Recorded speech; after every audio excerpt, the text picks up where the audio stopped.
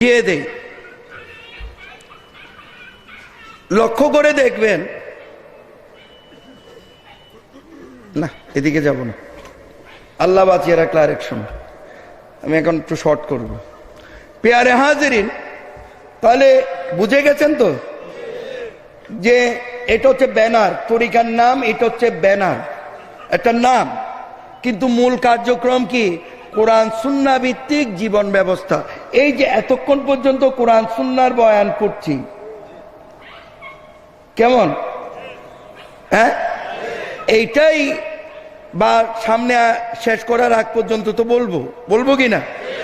এইভাবেই গৌসুল আজম আহমদুল্লাহ মাইজ ভান্ডারী, গৌসুল আজম গোলামুর রহমান মাইজ ভান্ডারী শিক্ষা, গৌসে জামান শফিউল বশর মাইজ ভান্ডারী থেকে আমরা এইভাবেই কোরআন সুন্নাহ ভিত্তিক জীবন ব্যবস্থা শিক্ষা লাভ করেছি। কথা বুঝতে পেরেছেন? তাহলে এটা মাইজ ভান্ডার শরীফের শিক্ষা ঠিকই, কিন্তু এটা কোরআন সুন্নাহর শিক্ষা। কোরআন সুন্নাহর বাইরে কোনো এলেম থাকতে পারে, কোনো জ্ঞান থাকতে পারে। এবার বুঝতে পেরেছেন?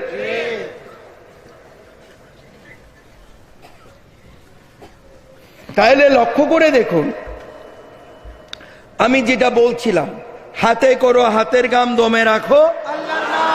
এবার কিভাবে এটা মাইজ ভান্ডার শরীফের শিক্ষা, এবার বুঝেছেন? দমে দমে আল্লাহকে স্মরণ করো। মাইজ ভান্ডারী গজলেও আছে না, দমে দমে জপরে মন আল্লাহু, দমে দমে জপরে মন আল্লাহু, আরে দম থাকিতে ভুলল না মন আল্লাহু, আরে দম থাকিতে ভুলল না মন আল্লাহু, দমে দমে জপরে মন আল্লাহু, দমে দমে জপরে মন আল্লাহ আমার কাছে আছে, আল্লাহ আমায় দেখিতেছে, আল্লাহ আমার কাছে আছে, আল্লাহ আমায় দেখি, বিশ্বাস করিয়া জপ আল্লাহ, আরে বিশ্বাস রাখিয়া জপ আল্লাহ, দমে দমে জপরে মন আল্লাহ, দমে দমে জপরে মন আল্লাহ। এবার বুঝতে পেরেছেন? এটা একটু আগে যে আয়াতে কারিমা বলেছি, ওই আয়াতে কারিমার তাফসীর না, মাইজ ভান্ডারী বলে। প্যারে হাজিরিন, তাহলে এই যে হালাল রুজি করতে আপনি বের হবেন, লক্ষ্য করে দেখেন, এই পাঞ্জেগানা নামাজ আমাদের আদায় করতে হবে কি হবে না? এই পাঞ্জেগানা নামাজের ফাঁকে ফাঁকে দমে দমে আমরা আল্লাহর জিকির করব। সুবহানাল্লাহ।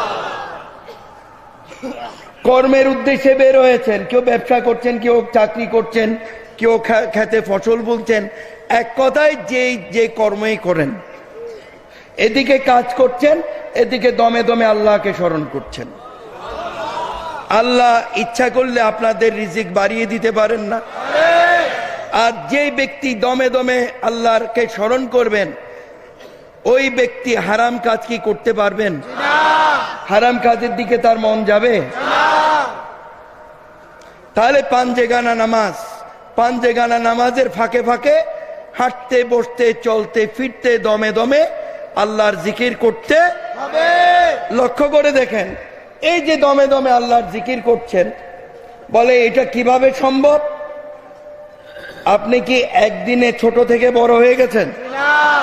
কি বলেন? যার যতটুকুন বয়স হয়েছে, মায়ের পেট থেকে হওয়ার সাথে সাথে যার যতটুকুন বয়স অতটুকুন এসে গেছেন, নাকি ধীরে ধীরে বড় হয়েছে? তাহলে ধীরে ধীরে যাদের জিকিরের অভ্যাস নেই, আজকে থেকে শুরু করে দেন, একদিন দেখবেন দমে দমে জিকির জারি হয়ে গেছে। এটা প্র্যাকটিস করতে হবে তো, অভ্যাস করতে হবে তো। এবার বুঝতে পেরেছেন তো? পাঞ্জেগানা নামাজের সাথে সাথে কি থাকতে হবে? আল্লাহর জিকির থাকতে হবে। কত বুঝতে পেরেছেন?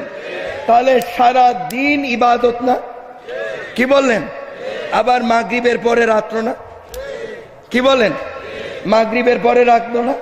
তো এশার আজানের আগ পর্যন্ত ওই মনে মনে জিকিরই করলেন, আর যদি কোনো কর্ম থাকে সেটাও করলেন, ঠিক আছে, করলেন। এশার সালাত আদায় করলেন, করলেন তো? এশার সালাত আদায় করার পর ওই দমে দমে আল্লাহর জিকির করার প্র্যাকটিস করবেন, অভ্যাস করবেন। আর যাদের অভ্যাস হয়ে গেছে তারা চালাতে থাকবেন। কথা বুঝতে পেরেছেন? এই 2 থেকে 3 ঘন্টা, উঠতে গেলে 4 ঘন্টা, এর মধ্যে ঘুম চলে আসে না? আসে তো? যারা তাহাজ্জুদ পড়ে তারা একটু তাড়াতাড়ি ঘুমায়, যারা ফজরের ওয়াক্তে উঠে তারা একটু লেটে ঘুমায়, এই তো। তাহলে লক্ষ্য করে দেখেন, এই যে শুয়ে শুয়ে দুনিয়াদারির আজে বাজে চিন্তা না করে শুয়ে শুয়ে জিকির করতে কে হুকুম করেছে? কোরআন শরীফে কে হুকুম করেছে? আল্লাহ। তো শুয়ে শুয়ে আল্লাহর জিকির করবেন, কোন ফাঁকে যে ঘুম চলে আসবে টেরও পাবেন না। এই যে জিকিরের অবস্থায় ঘুমিয়ে গেলেন, ঘুমটাও আল্লাহর জিকিরের মধ্যে আল্লাহ গণ্য করে নেবেন। আবার ঘুম থেকে জাগলেন, সেটা তাহাজ্জুদের নামাজের জন্য হতে পারে, সেটা ফজরের সালাতের জন্য হতে পারে। কথা বুঝতে পেরেছেন? ওই ফাঁকটাও জিকির চালাতে চালাতে থাকবেন। তাহলে সারা দিন ইবাদত, সারা রাত্র কি ইবাদত। কোন দিন যেন মাওলা আমার ডাকে সাড়া দেয়, সুবহানাল্লাহ, এই ইচ্ছা সবাই আছে না? চালাতে থাকেন, একদিন না একদিন মালিক তো সাড়া দেবেন। যখনই সাড়া দেবেন তখন আল্লাহ আপনাকে মুমিন বলে স্বীকৃতি দেবেন। এই একদিনের সারার জন্যই সারা জীবন আল্লাহর উপাসনা আপনাকে করতে হবে। এবার বুঝতে পেরেছেন? শুরুতে বলেছিলাম না সহজ হয়ে যাবে, এখন সহজ হয়ে গেল কি না? যে কি সবাই বলেন সহজ হয়ে গেল? বলেন ইনশাআল্লাহ সহজ হয়ে গেল। আল্লাহ সহজ করে দেবেন। আল্লাহ কি করে দেবেন? সহজ করে দেবেন। চেষ্টা থাকতে হবে তো, হবে কি হবে না? তাহলে আমার সাথে উচ্চ স্বরে বলেন, নামাজ পড়তেই, এই আওয়াজ আমি খুশি না, আরো জোরে সবাই বলবেন, নামাজ পড়তেই, রোজা রাখতেই, ধন সম্পদ থাকলে হজ করতেই, ধন সম্পদ থাকলে যাকাত দিতেই, কালমা শরীফ আদায় করতেই, পিতামাতার খেদমত করতেই, পুরুষ পুরুষের ভাবে পর্দা, মহিলা মহিলার ভাবে পর্দা মোতাবেক চলতেই, বায়াতে রাসূল গ্রহণ করতেই। এক কথায় কোরআন সুন্নায় আরো হুকুম আহকাম আছে না? এক কথায় কোরআন সুন্না ভিত্তিক জীবন ব্যবস্থা গঠন করতেই। এবার বুঝতে পেরেছেন? অনেকগুলো কথা অল্প কথার মধ্যে শেষ করলাম। তাহলে বায়াতে রাসূল সম্পর্কে সম্মানিত আলেম সাহেবরা বলে নাই? বলেছে নাকি আজকে বলে নাই? না বললেও ওনাদের মুখ থেকে শুনেন তো, শুনেন কি শুনেন না? মানে আমার এই বিষয়ে লম্বা চড়াতে যাওয়ার ইচ্ছা নাই আজকে, তারপরও যেহেতু আমি উল্লেখ করেছি আমি শেষ করে দেই। বিসমিল্লাহির রহমানির রহিম। ইন্নাল্লাযিনা ইউবাইউনাকা ইন্নামা ইউবাইউনাল্লাহা ইয়াদুল্লাহি ফাওকা আইদিহিম। ইন্নাল্লাযিনা ইউবাইউনাকা, আয় রাসূল, নিশ্চয় যারা আপনার নিকট বাইয়াত হওয়ার জন্য আসে তাদের আপনি বাইয়াত দান করুন। সুবহানাল্লাহ। কথা বুঝতে পেরেছেন?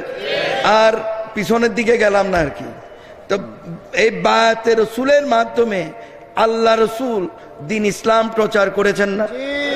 কোরআন সুন্নাহ প্রচার করেছেন না? করেছেন কি করেন না? অস্বীকার করা যাবে? হ্যাঁ।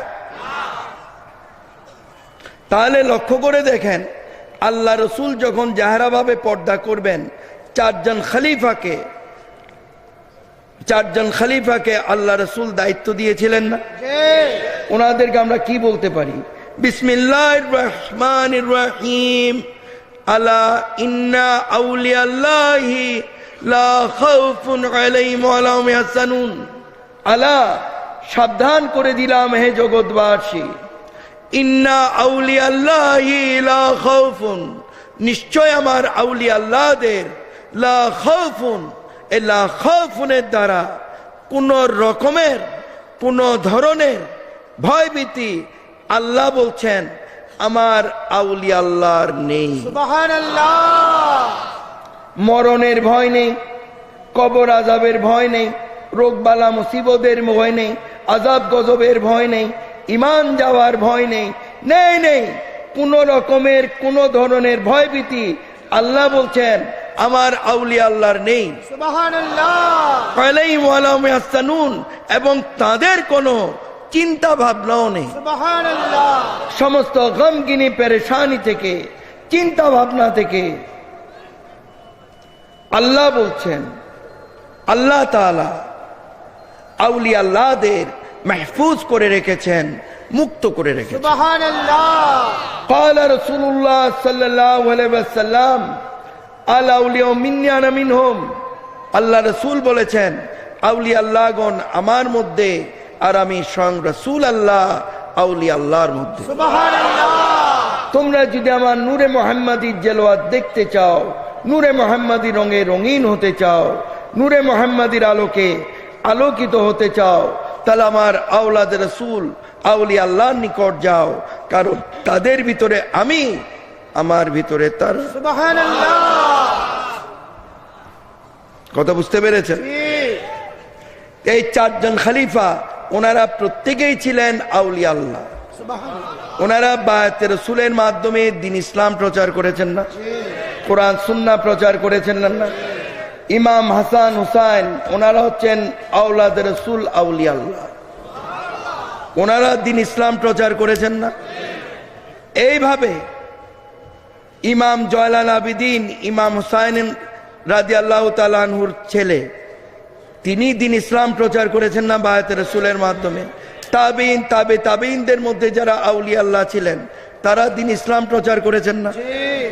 এক কথায় আল্লাহ রাসূল দ্বীন ইসলাম প্রচার করেছেন, তার পরবর্তীতে হোল্ড ওয়ার্ল্ডে আওলাদ রাসূল আউলিয়া আল্লাহরা দ্বীন ইসলাম প্রচার। সুবহানাল্লাহ। অস্বীকার করা যাবে? বায়াতে রাসূলের মাধ্যমে। আজকে এই পর্যন্তই, আমি আর সামনের দিকে যাচ্ছি না, আসলে আমার খুবই কষ্ট হচ্ছে। আল্লাহ বাঁচিয়ে রাখলে এটার কন্টিনিউ আমি অন্য সময় করব। বুঝে গেছেন তো? আমি কোরআন শরীফের একটা আয়াতে কারিমা দিয়ে খুব সহজে বুঝিয়ে দিচ্ছি, কথা বুঝতে পেরেছেন? তাহলে বক্তব্যটা সমাপ্ত হয়ে যাবে, ঠিক আছে? বিসমিল্লাহির রহমানির রহিম, আতুল্লাহ ওয়া আতুর রাসূল ওয়া উলিল আমরি মিনকুম। আতুল্লাহ, আমি আল্লাহর তাবেদারি করি, ওয়া আতুর রাসূল ওয়া উলিল আমরি মিনকুম, উলিল আমর আওলাদ রাসূল আউলিয়া আল্লাহর তাবেদারি করি। আউলিয়া আল্লাহ আওলাদ রাসূলের তাবেদারি, রাসূলের তাবেদারি, রাসূলের তাবেদারি, আল্লাহর তাবেদারি। আউলিয়া আল্লাহ আওলাদ রাসূলের নিকট বায়াত রাসূল গ্রহণ করা, রাসূলের নিকট বায়াত রাসূল গ্রহণ করা, রাসূলের নিকট বায়াত রাসূল গ্রহণ করা। আল্লাহ বলছেন আল্লাহর নিকট বায়াত হওয়া। সুবহানাল্লাহ। বলে হুজুর আল্লাহর নিকট বায়াত হওয়াটা কিভাবে হইলো? এই যে একটু আগে যে আমি শেষ করছিলাম, এখন আবার ওইখান থেকে শুরু করতে হয়। ইন্নামা ইউবায়ুনাল্লাহ, আল্লাহ বলছেন আয় রাসূল, নিশ্চয় যারা আপনার নিকট বায়াত হয়েছে তাদের ঈমান করতে হবে, তারা আপনার নিকট না, সঙ্গে আমি আল্লাহর নিকট বায়াত হয়েছি। সুবহানাল্লাহ। এর জন্যই আল্লাহ রাসূলের নিকট বায়াত হওয়া, কার নিকট বায়াত হওয়া? কোরআন বলছে। এবার বুঝতে পেরেছেন? যার কারণে আওলাদ রাসূল আউলিয়া আল্লাহর দরবারে যায়, এটা হচ্ছে রুহানি মাদ্রাসা। বগদাদ শরীফ, আজমির শরীফ, মাইজভান্ডার শরীফ, এক কথায় বেশক আউলিয়া আল্লাহর দরবার, এটা হচ্ছে রুহানি মাদ্রাসা। কথা বুঝতে পেরেছেন? তো সেখানে কি হয়, বায়াত রাসূলের মাধ্যমে স্কুল কলেজ মাদ্রাসায় আপনাদের সন্তানরা ভর্তি হয় না? হয় কি হয় না? তো আউলিয়া আল্লাহর দরবারে ভর্তি হইতে হইলে বায়াত রাসূলের মাধ্যমে ভর্তি হইতে হয়। কেন?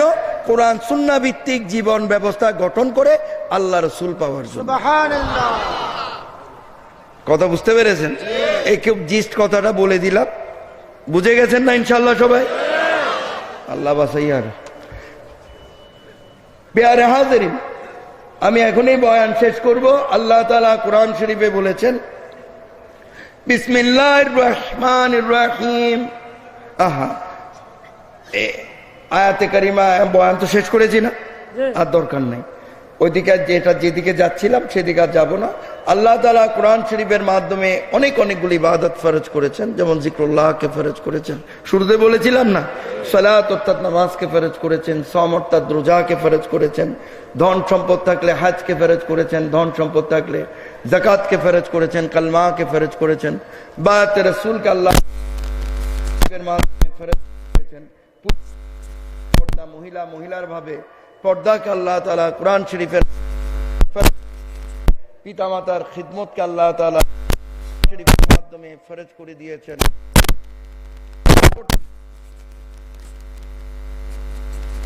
যদি ইশকেলাহির মাধ্যমে, জিক্রুল্লাহর মাধ্যমে আকীদাকে শুদ্ধ রেখে আল্লাহর সন্তুষ্টির জন্য আপনাদের জীবনে যদি আপনারা প্রতিষ্ঠিত করতে পারেন, তাহলে আল্লাহ তাআলা আপনাদের প্রত্যেককে মুমিন মুসলমান হিসেবে কবুল করে নেন। আমিন।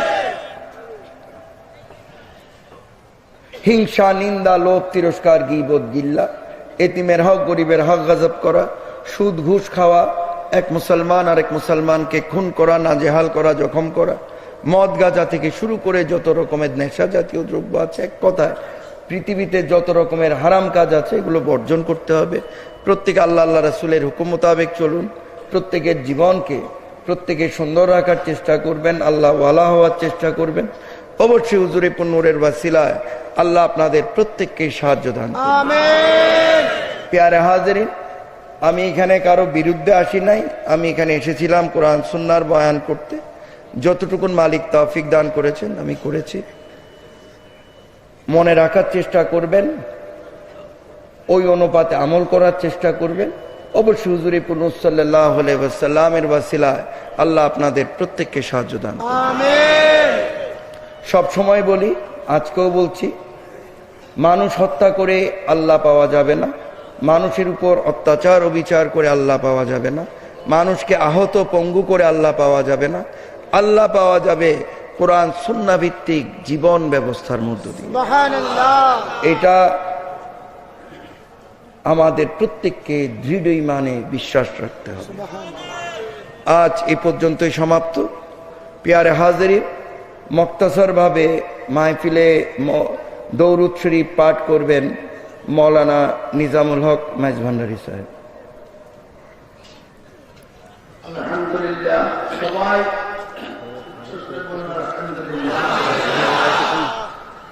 আল্লাহ পাক রব্বুল আলামিন আজকে হয়ে দিলে ভালো। আমাদেরকে আওলাদ রাসূলের সন্তানে কোরআন সুন্নাহ ভিত্তিক জীবন গঠন করার জন্য যে নসিহতের বয়ান দান করেছেন, আল্লাহ পাক কবুল করুন। সেরকম আমাদের জীবন গঠন করার তৌফিক আল্লাহ দান করুন।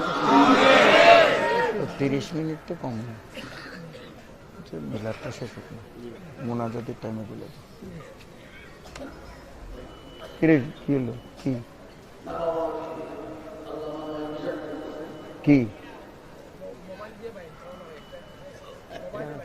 হ্যাঁ, এটা একটু অন করেন তো। একজন সম্মানিত আলেম সাহেব কি বলেন দেখি, বলেন তো। মাইকে বলেন কি বলতে চান, জোরে বলেন। খানে হানে গিলে হইতেন, মাইকে হন। আই আপনি কেন বলবেন?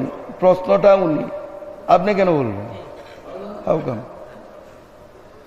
বর্তমান কিছু কিছু জায়গায় দেখা যায় মোবাইল দিয়ে বাইক চালানো, মোবাইল আচ্ছা ঠিক আছে। হ্যাঁ, শরীয়তের দিক দিয়ে কি বলতে চান বলেন, বসেন।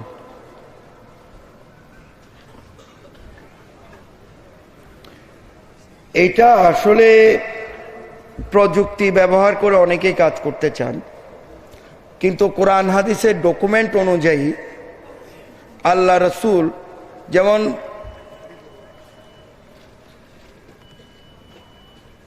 আল্লাহ কোরআন শরীফে বলেছেন, ওই যে আয়াতে কারিমাটা আমি বলছিলাম লাস্ট অংশটুকুনো রয়ে গেছে, আমি তখন বলি নাই, কথা বুঝতে পেরেছেন?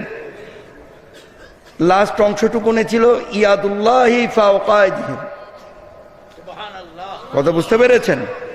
ইয়াদুন মানে হাত, ইয়াদুল্লাহ মানে আল্লাহর হাত, ফাওকা মানে উপরে, আইদিহিম মানে তাদের হাতে। আল্লাহ রসুল বলছেন, আয় রসুল আপনি জানিয়ে দিন, যদিও তারা চর্মচক্ষে দেখছে আপনি রসুলের হাত তাদের হাতের উপর রয়েছে, কিন্তু তাদের ঈমান করতে হবে তারা আমি আল্লাহর হাতে হাত দিয়ে তারা বাইয়াত হচ্ছে। তাহলে কোরআনী দলিল অনুযায়ী আমরা বায়াতে রসুল হাত দিয়ে পাই, ঠিক আছে? আবার যখন সংখ্যায় বেশি হয়ে যেত, আল্লাহ রসুল পাগড়ির কাপড় দিয়ে হোক, লম্বা কাপড় দিয়ে হোক, পাগড়ি দিয়ে তিনি বায়াতে রসুল দান করেছেন। তো আমার হিসাবে আল্লাহ রসুল যেভাবে বায়াত দান করিয়েছেন, আমরা যারা ইসলাম প্রচার করি আমরা যেন সেটাই পালন করি। আর বাকিটা আমি তর্ক বিতর্কে জড়িত হতে যাব না। আমাদের আপনি কি এই যে হুজুর অনেকখানে তামন না, আরে খাম্মান করতেন তো অনেকা তামন না, আই যে অনেক হুকুম দিও আলফা আমরফা কলা তো হুকুম পালন করে আদবের লোক তেন অনেক চালু হইবেন, অনেক অটোমেটিক চালু হয়ে গেলে এখানে।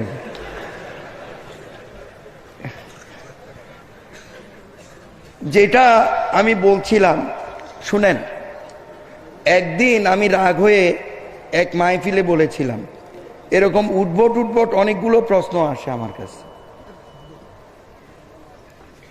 কথা বুঝতে পেরেছেন?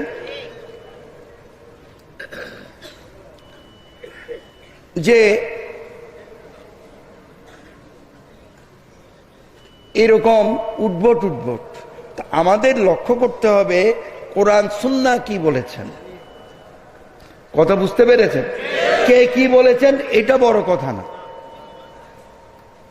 কারণ ইসলাম প্রতিষ্ঠিত হচ্ছে কোরআন সুন্নাহ সুনির্দিষ্ট দলিলের উপর, কথা বুঝতে পেরেছেন? দিন ইসলাম প্রতিষ্ঠিত হচ্ছে কোরআন সুন্নাহ সুনির্দিষ্ট। অনেকে আমাকে বলেন সৌদি আরবে এটা চলে তো এখানে এটা চলবে, ওইখানে এটা চলে তো ওইখানে চলবে, এ ধরনের উদ্ভট অনেকগুলো কথা আমার কাছে আছে, আজকে আমি উত্থাপন করছি না, কথা বুঝতে পেরেছেন? আমার যেমন মাইজবান্ডার শরীফ গিয়ে হাজার লোকের সাথে সাক্ষাৎ করতে হবে, আপনারা তো দৈনন্দিন কাজ আছে, রিজিকের অন্বেষণে বের হতে হবে না? তো আমি এত লম্বাতে যাচ্ছি না, আমি বুঝিয়ে দিচ্ছি। তো এক কথায় বুঝে নিতে হবে, কথা বুঝতে পেরেছেন? এক কথায় বুঝে নিতে হবে যে কি, এক কথায় বুঝতে হবে কোরআন সুন্নাহ সুনির্দিষ্ট দলিলের উপরে ইসলাম প্রতিষ্ঠিত। অমুকে কি কইলো, তমুকে কি কইলো, এগুলো হচ্ছে গ্রহণযোগ্য না, কথা কি বলেছেন? অমুকে কি বললো, তমুকে কি বললো, এটা গ্রহণযোগ্য না। কোরআন সুন্নাহ সুনির্দিষ্ট দলিলের মাধ্যমে যে মাসালা প্রতিষ্ঠিত সেটাই আমাদের মানতে হবে, দৃঢ় ইমানে বিশ্বাস করতে হবে এবং সেটার উপরেই আমল করতে হবে। এবার বুঝতে পেরেছেন সবাই? সেটার উপর কি করতে হবে? আর আমি একটা পয়েন্ট আমি ছেড়ে এসেছি, এইমাত্র মালিকের তরফ থেকে নির্দেশ এসেছে, আমি সেটা সমাধান দিয়ে দিচ্ছি। ওই যে বিছনায় যে অসুস্থ অবস্থায় পেশাব পায়খানা করছে, ওই অবস্থায় সে কিভাবে কি করবে একটা মাসালা রয়ে গেছে না? খেয়াল করে দেখেন, এই মুহূর্তে নির্দেশ এসেছে, আমি ওইটা ফয়সালা দিয়ে দিচ্ছি। লক্ষ্য করে দেখেন, ওই রুগী সে বিছনায় পড়ে আছে, কোন ফাঁকে তার মলমূত্র ত্যাগ হচ্ছে সে নিজেও জানেন। কথা বুঝতে পেরেছেন? কারণ ইবাদতের শর্ত হচ্ছে অজু। ইবাদতের শর্তটা কি? হ্যাঁ, অজু। অজু শব্দের অর্থ হচ্ছে পাক পবিত্রতা। তো ওই লোকের কোন ফাঁকে মলমূত্র ত্যাগ হয়? সমস্ত অবস্থায় না পাক অবস্থায় আছে না? আছে কি নেই? হ্যাঁ, আছে তো, না পাক অবস্থায় আছে না? কিন্তু ওই ব্যক্তি সদা সর্বদা আল্লাহর জিকির করতে পারবে। এখন অনেকের ভিতরে প্রশ্ন জাগবে যে পাক না পাকের একটা ব্যাপার আছে, কি বলেন? আমি আপনাদেরকে একটু স্মরণ করায় দিব মাত্র, প্রত্যেককেই, যতজন আছেন বা যারা শুনছেন লক্ষ্য করে দেখেন, বেশি না হোক একদিন না একদিন পেট কামড়ায় কামড়ায়া বা টয়লেটে যান নাই? উচ্চ স্বরে বলেন, গেছেন কি যান নাই? সবাই গিয়েছেন তো? তখন যখন পেট কামড়িয়ে কামড়িয়ে মলমূত্র ত্যাগ হয়, তখন ওই টয়লেটে বসে বা হাম্মামে বসে বা আপনার এই শৌচাগারে বসে কি বলেন? আল্লাহ তুমি আমারে বাঁচাও, আল্লাহ তুমি আমারে বাঁচাও, বলেন কি বলেন না? ওই সময় কারো